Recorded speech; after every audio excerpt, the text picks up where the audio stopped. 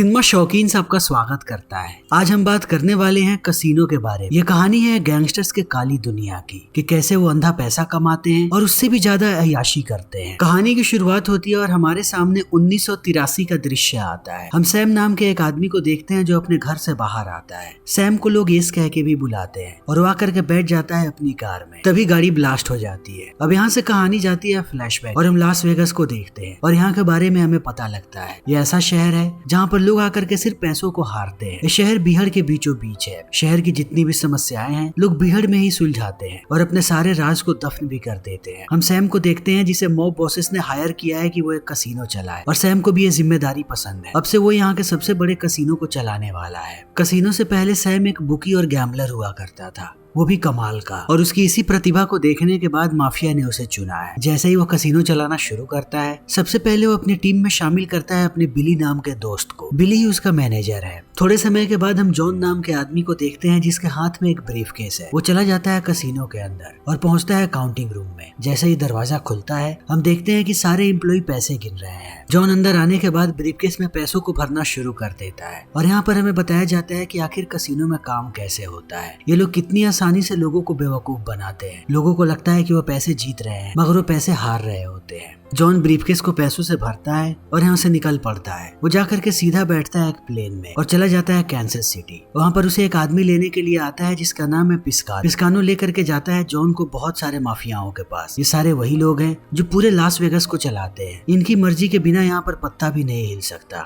और जॉन उन्हें उनका ही कट देने के लिए आया हुआ है। अब तक इन लोगों ने जितने पैसे कमाए हैं उनमें से एक हिस्सा इस माफिया का भी बनता है। जॉन सारे पैसों को रखता है इनके बॉस के सामने जिसका नाम है रिमो गागी। थोड़े समय के बाद हम एक प्रेस कॉन्फ्रेंस को देखते हैं जिसमें फिलिप नाम के आदमी को $62 मिलियन मिलता है ताकि वो इस कसीनो को और भी बेहतर तरीके से चला सके और सारे ऊपर के डिसीजन ले सके। यहीं पर एंडी नाम का भी आदमी है। ये सारे लोग बड़े बड़े डिसीजन लेते हैं मगर फिलिप अपने तरीके से डिसीजन लेना चाहता है। मगर इन सबको पता नहीं है कि माफिया बॉसेस ने सबसे पहले सैम को चुना है और सैम ही सारे डिसीजन लेगा। हम देखते हैं कि सैम कितना बेहतरीन गैम्बलर था। वो चुटकियों में बता देता था कि कौन जीतने वाला है और कौन हारने वाला है। जो हार रहा है उसे कैसे जिताना है, जो जीतने वाला है उसे कैसे हराना है। रिमो गागी का सबसे पसंदीदा अगर कोई प्लेयर है तो वो सैम ही है। सब चाहते हैं कि सैम चलाए। जब सैम के पास ये अपॉर्चुनिटी गई थी तब उसकी सिर्फ और सिर्फ एक ही शर्त थी कि वो कसीनो को अपने तरीके से चलाएगा और कोई भी उसे नहीं बताएगा कि उसे क्या करना है। और रिमो इस शर्त को मान गया क्योंकि सबसे ज्यादा पैसे उसे बना करके सैम ही दे रहा है। उसके ऊपर जितने भी लोग हैं वो कोई भी डिसीजन नहीं ले पा रहे हैं। वो डिसीजन तभी लेंगे जब कोई बड़ी दिक्कत आ जाए और ज्यादा पैसों की हेर फेर हो जाएगी। मगर कसीनो के अंदर के सारे डिसीजन सैम ही लेगा। रेमो एक और आदमी को हायर करता है कसीनो में भेजने के लिए और उस आदमी का नाम है निकी। निकी सैम का दोस्त है मगर वो एक नंबर का सरफिरा आदमी है। रेमो ने निकी को कसीनो में इसलिए भेजा है ताकि वो नजर रख सके सैम पे। ये सारे लोग अब कसीनो के अंदर ही हैं। यहाँ पर निकी बात कर रहा होता है अपने एक साथी से जिसका नाम है फ्रैंक और दूसरी तरफ हम सैम को देखते हैं जो से बातें कर रहा है। ये दोनों बहस कर रहे हैं एक पेन के ऊपर। जैसे ही जो यहाँ पर सैम की बेइज्जती करता है निकी से ये बात बर्दाश्त नहीं होती। वो तुरंत आकर के उसी पेन से मार देता है जो को। निकी का यही काम है। सैम सारे डिसीजंस लेगा और निकी सबको डरा करके रखेगा कि इनके पैसों के साथ कोई भी घपला ना कर सके। इनकी जोड़ी सबसे ज्यादा खतरनाक है लॉस एंजलिस में। इनसे कोई भी पंगा नहीं लेता और इन दोनों की वजह से माफिया बॉसेस को बहुत ही ज्यादा फायदा हो रहा है। इसीलिए सब इनके दीवाने हैं। सैम दिन प्रतिदिन कसीनो को और भी बेहतर बनाता जा रहा है। उसकी नजर हर एक मशीन पर होती है और हर एक टेबल पे ताकि वो गेम को फेयर रख सके। यहाँ पर बहुत सारे पॉलिटिशियंस भी आते हैं। सैम को पता है कि पॉलिटिशियंस को कैसे खुश करना है, उन्हें जुआ खिलाना है। उसके बाद वो उनके कमरे में लड़कियों को भी भेजता है। सारे पॉलिटिशियंस खुश होकर के जाते हैं यानी कि इनका भविष्य सुरक्षित है। कभी भी कानून इनका कुछ भी नहीं बिगाड़ पाएगी। उसके साथ साथ यहाँ पर दुनिया के सबसे बड़े जुआरी भी आते हैं जो बहुत बड़ी बोली लगाते हैं। अगर वो जीत गए तो कसीनो घाटे में जा सकता है। सैम बड़े ही होशियारी के साथ इनका ध्यान रखता है। उसे पता है कि इन सारे अमीर जादू को कैसे लूटना है। जापान से एक बहुत बड़ा व्यापारी आता है जिसके पास बहुत ही ज्यादा पैसे हैं। एक दिन में वो बहुत सारे पैसे हारता है मगर सैम चाहता है कि वो बर्बाद होकर के जाए। जब वो वापस जा रहा होता है तब सैम कहता है कि तुम्हारा प्राइवेट जेट खराब हो चुका है। उसके साथ साथ जितनी भी कमर्शियल फ्लाइट्स जापान के लिए जा रही हैं सारी बुक हो चुकी हैं। तुम यहीं पर रुक जाओ कसीनो में। वो उसे पूरा का पूरा फ्लोर दे देता है और कुछ लड़कियों को भी भेजता है उसके पास। वो आदमी जुआ खेलना शुरू कर देता है। पूरी रात वो जुआ खेल करके अपने सारे पैसे हार जाता है, उसके साथ साथ अपनी कुछ प्रॉपर्टी भी। और सैम यही चाहता था। हम हर वक्त सैम के दिमाग को देख पाते हैं। उसकी नजर हर जगह पर है। उसने बहुत सारे स्टाफ्स को रखा है जिनकी नजर हर एक टेबल पे है। कोई यहाँ पर 1% की भी चीटिंग नहीं कर सकता। सैम सारे लोगों को देख रहा है, उसके साथ साथ बाकी लोग भी, और कैमरे भी लगे हुए हैं। लेकिन थोड़े समय के बाद वो दिन भी आता है जब सैम डिस्ट्रैक्ट होता है। वो डिस्ट्रैक्ट होता है एक लड़की को देख करके जिसका नाम है जिंजर। जिंजर को पता है कि अमीर लोगों को कैसे बेवकूफ बनाना है। वो देखने में बहुत खूबसूरत है। वो बड़े बड़े लोगों को लेकर के आती है यहाँ पर जुआ खिलाने के लिए। जब वो जुआ खेल रहे होते हैं तब वो उनके चिप्स को चुराती है जो बहुत ज्यादा पैसों के होते हैं। उसने सेटिंग कर रखी है कसिनो के सारे लोगों से। वो एक से एक बड़े अमीरजादों को लेकर के आती है और उनके ज्यादातर पैसे चुराती है। उसे सिर्फ और सिर्फ पैसे चाहिए। उसे पता है लोगों को कैसे खुश करते हैं। जब भी वो यहाँ से निकलती है तब सारे स्टाफ्स को पैसे देते हुए जाती है जो उसकी इस हरकतों को इग्नोर करे और उसका स्वागत अच्छे से यहाँ पर करे। आज भी उसने पैसे दिए हैं बहुत सारे लोगों को और आकर के बाहर बैठ जाती है अपने कार में। उसे यहाँ के सारे लोग पहचानते हैं, यहाँ तक कि पार्किंग वाले भी। वो जैसे ही अपने घर पे पहुंचती है उसके हाथ में होते हैं $25,000। वो सारे पैसे अपने बॉयफ्रेंड को दे देती है जिसका नाम है लेस्टर। लेस्टर उसका इस्तेमाल कर रहा है। जेनिफर बहुत ही चालाक लड़की है। उसे सबके बारे में पता है। वो हर चीज को कंट्रोल कर सकती है। वो सिर्फ एक बंदे को कंट्रोल नहीं कर सकती है और वो है लेस्टर। जिंजर को लगता है कि लेस्टर एक भटका हुआ आदमी है। वो उसे ठीक कर सकती है मगर ये उसकी गलत फहमी है। लेस्टर किसी का भी सगा नहीं है। दूसरी तरफ हमारे सामने एयरपोर्ट का दृश्य आता है। यहाँ पर हम निकी को देखते हैं उसकी पत्नी के साथ जिसका नाम है जेनिफर। इनके साथ इनका बच्चा भी है। कस्टम वाले इन्हें पकड़ लेते हैं और बार बार कहते हैं कि इनके बैग्स को चेक किया जाएगा। तब जेनिफर ऐसे ही चिल्लाती रहती है कस्टम वालों पर। वो ऊपर ऊपर से चेक करते हैं और इन्हें जाने देते हैं। घर आने के बाद हमें पता लगता है कि ये लोग स्मगलिंग करते हैं। जेनिफर ने अपने बालों में बहुत सारे हीरे के टुकड़े छुपा करके रखे थे जिन्हें वो स्मगल करके लाई है। ये लोग पहुंचते हैं सैम के पेंट हाउस पे। तब हम देखते हैं कि सैम के साथ यहाँ पर जिंजर भी है। सैम उसके प्यार में पड़ चुका है और जिंजर को पता है कि अमीर लोगों के साथ कैसे रहते हैं। सैम जैसे आदमी को ठुकराना नहीं चाहती। वो उसके साथ चिपक के रहना चाहती है ताकि उसका भविष्य बेहतर हो जाए। रात को सैम निकी को समझाता है कि तुम्हें लो प्रोफाइल रहना चाहिए। तुम बहुत ही तेजी से आगे बढ़ रहे हो और लोगों को भी ये बात पता लग रही है। जल्दी ही तुम लोगों के नजर में आ सकते हो। निकी कहता है कि लास वेगास में आने के बाद भी अगर तुम छोटे बन के रहना चाहते हो तो यहाँ आने का कोई फायदा नहीं है। यहाँ पर जितने भी बुरे काम होते हैं उन सब के बारे में मुझे पता है और मैं वो सारे काम करना चाहता हूँ क्योंकि सारे लोग मुझसे डरते हैं और मैं उसका फायदा उठाऊंगा। निकी ने सबको परेशान करके रखा है। वो बार बार जा करके जुआ खेलता है और हर जगह हर तरीके की चीजों पर पैसा लगाता है। जब वो जीतता है तब उसे सारे के सारे पैसे चाहिए मगर जब भी वो हारता है तब हारे हुए पैसे नहीं देता। वो लोगों से लड़ाई करने को तैयार हो जाता है मगर निकी से कोई नहीं लड़ना चाहता। हर तरफ उसका दबदबा है। एक दिन कसिनो के अंदर शक होने लगता है सैम को दो लोगों पर। वो दो अलग अलग टेबल्स पर खेल रहे हैं। वो दोनों एक दूसरे को देखते हैं और तब अपनी अगली चाल चलते हैं। सैम इशारा करता है अपने लोगों को कि जा करके दोनों लोगों को पकड़ा जाए।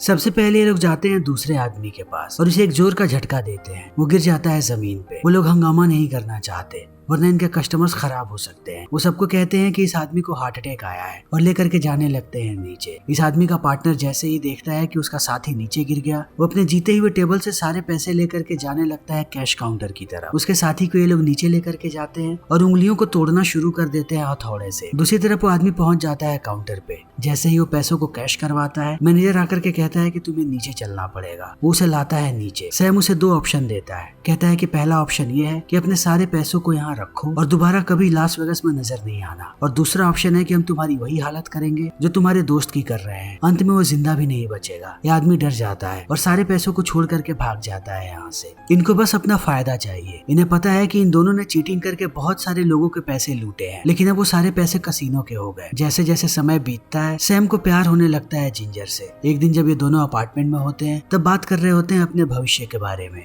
और सैम जिंजर को कहता है कि मैं तुमसे शादी करना चाहता हूँ। तब जिंजर सोचने लगती है और वो सैम को कहती है कि मैं अभी तुमसे प्यार नहीं कर। सैम कहता है कि प्यार का क्या है, वो थोड़े समय में तुम्हें हो जाएगा, तुम बस मुझसे शादी करो, मैं हर वक्त तुम्हारा ख्याल रखूंगा, और अगर कभी भी तुम्हारा मन हुआ कि तुम मुझे छोड़ना चाहती हो तो उसके बाद भी मैं तुम्हारा ख्याल रखूंगा। जिंजर मान जाती है। तुरंत ही ये दोनों शादी करते हैं। ये शादी शहर की सबसे बड़ी शादी है। यहाँ पर हर तरीके के लोग आए हुए हैं, चाहे वो माफिया हो या फिर पॉलिटिशियंस। सैम को सारी चीजें पता है जिंजर के बारे में, कि वो पहले क्या करती थी और उसका संबंध कितने सारे लोगों के साथ था। उसे लेस्टर के बारे में भी पता है, मगर सैम को लगता है कि वो जिंजर को बदल सकता है। जैसे ही शादी खत्म होती है जिंजर सबसे पहला कॉल करती है लेस्टर को और रोते हुए कहती है कि उसने शादी कर ली है, मगर वो अभी भी लेस्टर से ही प्यार करती है। सैम इन सारी बातों को सुनता है और जिंजर को आकर के कहता है कि अपने पास्ट को भूल जाओ, जो कुछ भी हुआ वो सब बीत चुका है, अब तुम्हारा भविष्य अच्छा होने वाला है। वो लेकर के जाता है उसे अपने सबसे बड़े बंगलों पे और उसके सामने दुनिया की सबसे महंगी ज्वेलरी रख देता है, जिसे देखने देखने के बाद जिंजर चकाचौंध हो जाती है। फिर बैंक जाकर के ये लोग एक अकाउंट खोलते हैं और वहाँ के लॉकर में रखते हैं $2 मिलियन, वो भी कैश में। और उस लॉकर की एक ही चाबी होती है जो सैम जिंजर को दे देता है। अब धीरे धीरे वक्त ऐसे ही बीत रहा है। हमेशा निकी आकर के बैठ जाता है अपने साथियों के साथ और वो लोग चीटिंग करके हर बार जीत जाते हैं। जितने भी बड़े लोग अंदर आते हैं वो उन्हें जुए में हराते हैं। सैम बड़े ही ध्यान से इन सारी चीजों को देख रहा है। जब इन्हें जीतना होता है तब अपने साथियों को सिग्नल देते हैं। सैम इन चीजों को देख करके कहता है कि ये लोग अपने सिग्नल को बहुत ही ज्यादा ऑब्वियस कर रहे हैं। इस कसीनो के अंदर बाहर के कुछ लोग भी आए हुए हैं जो इन्हीं सारी चीजों को नोटिस कर रहे हैं कि आखिर यहाँ पर लोगों को कैसे बेवकूफ बनाया जाता है। सैम तुरंत जाता है निकी के पास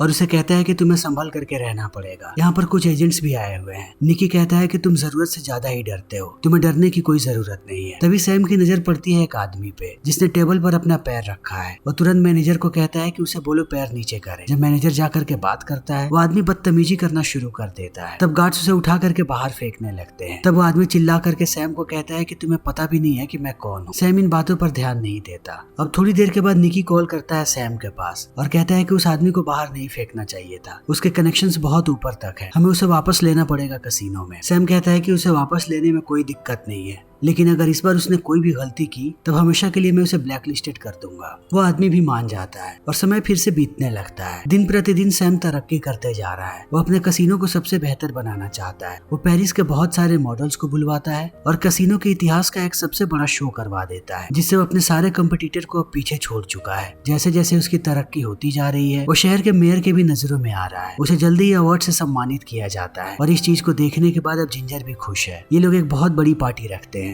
इस पार्टी में यहाँ के सारे सेलिब्रिटीज भी आ चुके हैं। सब जिंजर को देख करके बहुत खुश होते हैं। उसे पता है कि लोगों से कैसे बात करनी होती है। अब जिंजर और सैम दोनों पेरेंट्स बन चुके हैं। इनकी एक बच्ची है जिसका नाम है एमी। जिंजर के पास भी बहुत पैसे हैं। वो महंगी महंगी ज्वेलरी खरीदवाती है सैम से और उन सबको रखने लगती है एक लॉकर में। इसी बीच सैम वार्निंग देता है निकी को कि तुम पर बहुत लोगों ने नजर रखा है, तुम सारे नियमों को तोड़ रहे हो, जल्दी ही तुम्हें ब्लैकलिस्ट कर दिया जाएगा और यहाँ के किसी भी कसीनो में तुम्हें एंट्री नहीं मिलेगी। मगर निकी हमेशा की तरह उसकी बातों को नहीं सुनता। जैसे जैसे समय बीतता है वही होता है जिसका सैम को डर था। निकी को हर जगह से बैन कर दिया जाता है, यहाँ तक कि वो कसीनो के पार्किंग लॉट तक में भी नहीं जा सकता। सैम निकी को कहता है कि तुम्हें अब इस बात का ध्यान रखना पड़ेगा कि आगे से तुम मेरे साथ नजर ना आओ। निकी बहुत गुस्से में है। वो कहता है कि मेरा जो मन में आएगा मैं वो करूंगा, देखता हूँ मुझे कौन रोकता है। अब निकी को कुछ तो करना पड़ेगा। फिर वो शहर के सारे छोटे मोटे गुंडों को मिला करके एक बड़ा सा गैंग बनाता है और लोग पूरे शहर में चोरी करना शुरू कर देते हैं। जिनके भी घर पे ज्वेलरी है वो दनादन पूरी ज्वेलरी को उड़ा ले जाते हैं। वो कहीं कुछ भी नहीं छोड़ते। निकी ने अपना पूरा गैंग फैला करके रखा है। उसने हर एक आदमी को पैसे देने शुरू कर दिए हैं, चाहे कोई मैनेजर हो कहीं का या सेक्रेटरी हो। सबको बस एक काम करना है, उन्हें जैसे ही पता लगे कि किसी के पास पैसे या ज्वेलरी है वो सीधा इन्हें इन्फॉर्म करे। ये लोग चोरी करेंगे और उसमें से थोड़ा सा हिस्सा उन्हें भी देंगे। पूरे शहर में इन लोगों ने आतंक मचा करके रखा हुआ है। इनके पास हर तरीके की ज्वेलरी है और हर एक तरीके का हीरा भी। थोड़े समय के बाद ये लोग पूरे ज्वेलरी शॉप को लूट लेते हैं। अब इस लूट का पता लगाने के लिए बड़े बड़े डिटेक्टिव्स आते हैं, मगर निकी को इन बातों से कोई फर्क नहीं पड़ता। वो जहाँ पर रहता है अपने बेडरूम के अंदर उसने एक बड़ा सा वोल्ट बना करके रखा है जिसमें सारे चोरी के पैसों और हीरो को रखता है। उसके साथ ही चारों तरफ हीरो को बेचना शुरू कर देते हैं, मगर इन्हें बहुत कम पैसे मिलते हैं। पर जिस हिसाब से इनके पास स्टॉक है ये लोग बहुत सारे पैसे बना लेते हैं। जैसे ही निकी के पास थोड़े पैसे होते हैं वो सबसे पहले एक रेस्टोरेंट खोलता है। धीरे धीरे रेस्टोरेंट फेमस हो जाता है। यहाँ पर बड़े बड़े सेलिब्रिटीज आते हैं और निकी सबको खुश करके भेजता है। निकी को पता है कि बिना बॉसेस को पैसे दिए वो इस तरीके से अपने धंधे को नहीं चला सकता। वो फ्रैंक को भेज देता है गागी के पास। वो रेमो गागी को हिस्सा देता है। तब रेमो कहता है कि तुम लोगों के लिए मेरे पास एक काम है। मेरे एक बार में बहुत सारे लोगों को मारा गया है, पता लगाओ कि उसे किसने मारा है। तुरंत निकी आकर के पकड़ता है डॉग नाम के आदमी को और उसे टॉर्चर करना शुरू कर देता है। अंत में वो आदमी सिर्फ एक ही नाम लेता है और वो नाम है चार्ली। नाम पता लगने के बाद भी मार देता है निकी से। दूसरी तरफ हम देखते हैं सैम। उसके कसीने में पहली बार फ्रॉड हुआ है। कुछ लोगों ने मशीनों के साथ छेड़छाड़ की है। सैम लोगों को नौकरी से निकालना शुरू कर देता है। उसे पता लगा है कि खाने की भी क्वालिटी खराब होती जा रही है। वो सारे शेफ को भी डांटता है। जैसे ही वो घर पहुंचता है जिंजर उसे कहती है कि मुझे $25,000 चाहिए। सैम को उस पर शक होने लगता है। कहता है कि मेरे पास पैसे नहीं है। तब जिंजर सीधा बैंक जाती है और $25,000 ला करके देती है लेस्टर को। सैम उसका पीछा कर रहा था। वो आकर के टेबल पे बैठता है और लेस्टर को कहता है कि मैं तुम्हें आखिरी वार्निंग दे रहा हूँ, अगर आज के बाद तुम जिंजर के साथ दिखे तो मैं तुम्हें जिंदा नहीं छोड़ूंगा। जैसे ही अब लेस्टर बाहर आता है सैम के लोग उसे पीटना शुरू कर देते हैं इनके सामने ही। जिंजर उसे बचाने की कोशिश करती है, मगर सैम उसे पकड़ के ले जाता है घर पे। जिंजर अब बहुत गुस्से में है। वो गुस्से में पहुंचती है निकी के पास और उसे कहती है कि सैम को ऐसा नहीं करना चाहिए था। उन लोगों ने लेस्टर को बहुत पीटा। निकी कहता है कि सैम ने ऐसा इसलिए किया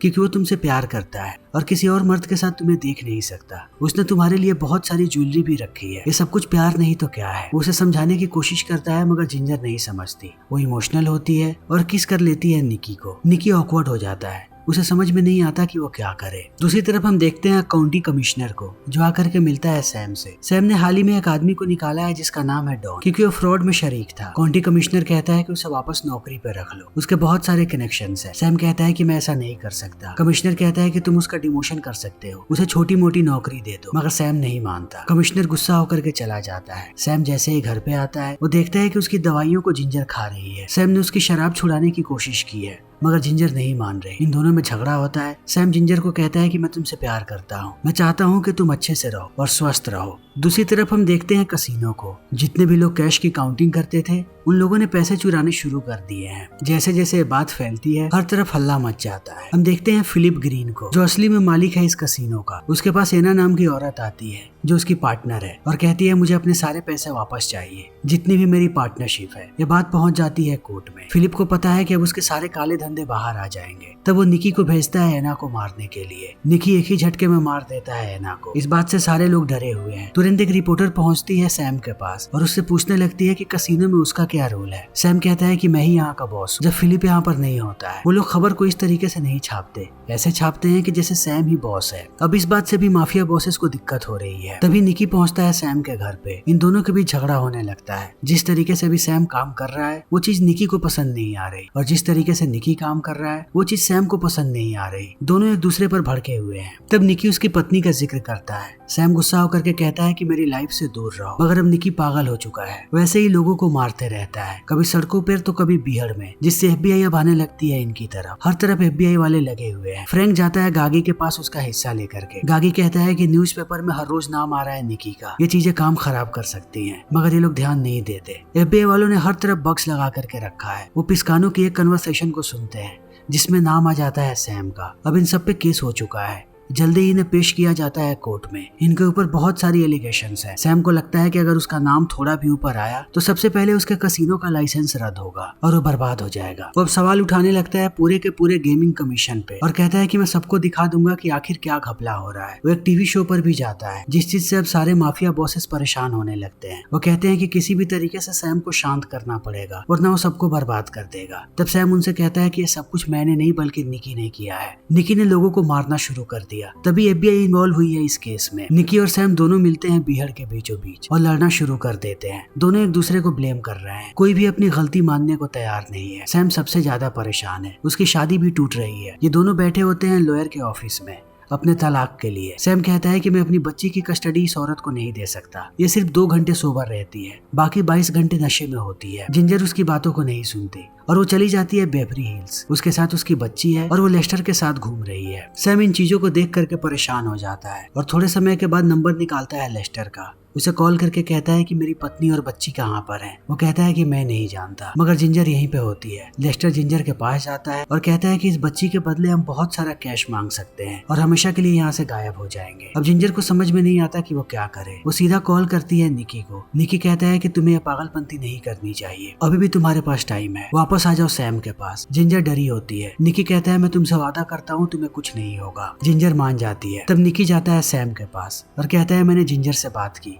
उसे कुछ मत करना, वो तुम्हारे पास वापस आ जाएगी। जिंजर चली आती है वापस, मगर अब हर रोज इनकी लड़ाइयाँ हो रही हैं। जिंजर को पता है कि सैम इतनी आसानी से उसे तलाक भी नहीं देगा। एक दिन जब सैम घूम रहा होता है तब वो देखता है कि जिंजर बात कर रही है लेस्टर से और ये दोनों प्लानिंग कर रहे हैं कि ये लोग सैम को मरवा दें। सैम गुस्से में जिंजर को घसीट के लेकर के जाता है घर से बाहर और कहता है कि आज के बाद अंदर मत आना। जिंजर थोड़ी देर के लिए बाहर रहती है और फिर वापस आकर के रोने लगती है सैम के पास। सैम प्यार करता है जिंजर से, वो माफ कर देता है उसे। मगर अगले दिन जिंजर उठती है और सीधा पहुंचती है निकी के पास। उससे कहती है मुझे तुम्हारी मदद चाहिए, मेरी सारी ज्वेलरी लॉकर में पड़ी हुई है। सैम ने सारी चीजों को लॉक करके रखा है, मुझे सबको निकलवाना है। निकी कहता है कि वो उसकी मदद करेगा। अब जिंजर जानती है कि निकी काम का आदमी है वो उसके करीब आने लगती है। निकी भी अपने आप को नहीं रोक पाता और ये दोनों इंटीमेट हो जाते हैं। इन्हें पता नहीं होता कि FBI वालों ने इन पर नजर रखा है। वो इनकी तस्वीरें खींचते हैं। जैसे ही अब जिंजर घर पे आती है, सैम उसे कहता है कि तुम कॉल्स का जवाब क्यों नहीं दे रही। जब वो पूछता है कि तुम किसके साथ थी, तब वो कहती है निकी के साथ, मगर वादा करती है कि अगली बार वो निकी से नहीं मिलेगी। पर रात होते ही वो फिर से पहुंच जाती है निकी के पास। फिर एक होटल के अंदर ये लोग दोबारा इंटीमेट होते हैं। दूसरी तरफ FBI वाले पीछा कर रहे हैं निकी के टीम का। उनकी टीम के एक आदमी पर ये लोग हमला करते हैं और उसे मार गिराते हैं। निकी बिल्कुल भी दिमाग नहीं लगाता और गुस्से में गोलियां चलाने लगता है पुलिस वालों के घर पे। उसने बहुत सारे पुलिस वालों को मार दिया है और वो सबसे ऊपर है हिट लिस्ट में। सब उसका पीछा कर रहे हैं। अब निकी और फ्रैंक दोनों प्लान करते हैं कि वो लोग मार देंगे सैम को। उन लोगों ने एक गड्ढा भी खोद करके रखा है बिहड़ में। सैम जब कसिनो में होता है तब उसे पता लगता है कि फिर जिंजर गायब हो गई है। घर जाते ही वो देखता है कि उसकी बच्ची को उसने बांध करके रखा है और खुद गायब है। जब वो पता लगाता है तब उसे पता लगता है कि जिंजर निकी के साथ है।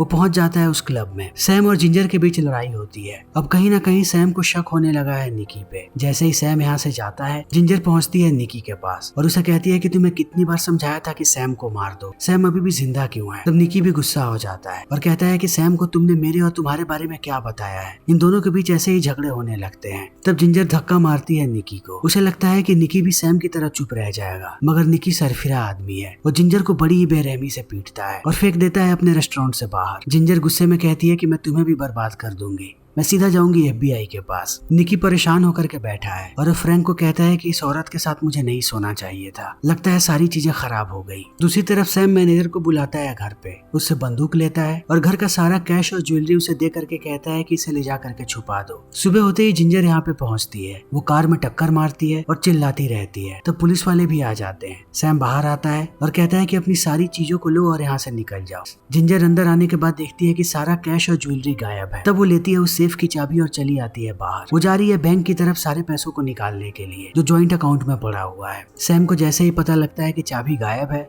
वो कॉल करता है बैंक में। बैंक वाले बताते हैं कि जिंजर सारी चीजों को निकाल के लेकर के जा रही है। जब वो उन्हें रोकने के लिए कहता है, वो लोग कहते हैं कि हमारे पास वो अथॉरिटी नहीं है कि हम उसे रोक सके। तब सैम भागता हुआ पहुंचता है बैंक के पास। तब तक जिंजर पैसों को गाड़ी में डालती है और जाने लगती है। पुलिस वाले उसे रोक देते हैं कि वो जिंजर के पास नहीं जा सकता, मगर अब FBI पीछा कर रही है जिंजर का। थोड़ी देर के बाद वो उसे गिरफ्तार कर लेते हैं। उस पर भी चार्जेस लगाए गए हैं। दूसरी तरफ FBI ने पिस्कानो को पकड़ लिया है। उनके पास अब उसकी पूरी की पूरी फाइल है, जिससे सारे लोगों के नाम निकलने शुरू हो जाते हैं। वो एक एक करके सबको गिरफ्तार कर रहे हैं। जैसे ही रेमो गागी को ये बात पता लगती है, वो कहता है कि सारे लोग अब बर्बाद हो जाएंगे। वो ऑर्डर देता है कि सबको एक एक करके मारना शुरू करो, क्योंकि ये सारे बूढ़े लोग हैं। अब पूरे शहर में लाशें बिछ जाती हैं। हर तरफ लोगों को मारा जा रहा है।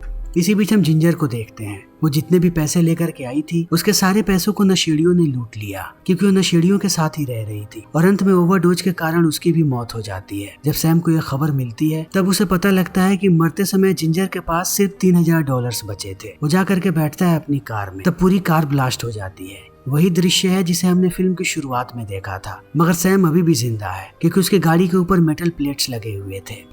अब सैम जिंदा बच गया है। सैम को पता लगता है कि निकी का चक्कर था उसकी पत्नी के साथ। FBI वाले उसे सारी तस्वीरें दिखा देते हैं। तब सैम प्लानिंग करने लगता है कि वो निकी को मार देगा, मगर उससे पहले माफिया वाले पकड़ लेते हैं निकी को, क्योंकि वही सारे फसाद की जड़ है। निक के सबसे करीब फ्रैंक ही था। माफिया वालों ने फ्रैंक को यह काम दिया। निक छुपा हुआ है। फ्रैंक पता लगा लेता है कि वो कहाँ पे है और निक को लालच देता है कि इन्हें एक मीटिंग करनी है। निकी इस लालच में पड़ जाता है और अपने छोटे भाई के साथ चला आता है उस जगह पर। ये लोग मक्के के खेतों के बीचों बीच है। जैसे यहाँ पर निकी पहुँचता है, फ्रैंक सबसे पहले उसके सामने उसके छोटे भाई को मारता है और मारने के बाद फेंक देता है एक गड्ढे में। निकी इन सारी चीजों को देख करके रोते रहता है। तब ये लोग निकी को मारते हैं। निकी पूरे तरीके से मरा भी नहीं है। उसे जिंदा ही वो लोग फेंक देते हैं गड्ढे के नीचे और ऊपर से मिट्टी डालना शुरू कर देते हैं ताकि वो घुट घुट के मरे। जैसे जैसे समय बीतता है, सारे माफिया गायब होने लगते हैं। उन्हें पता है कि वो दोबारा कसिनो के बिजनेस में नहीं आ सकते। सबके लाइसेंस को रद्द कर दिया गया है। बड़ी बड़ी कंपनियां इन कसिनो को खरीद लेती हैं और उन्हें तोड़ करके यहाँ पर होटल बनाने लगती हैं। लगभग सारे लोग बर्बाद हो चुके हैं, सब छुपे हुए हैं। लेकिन अब सैम ही ऐसा है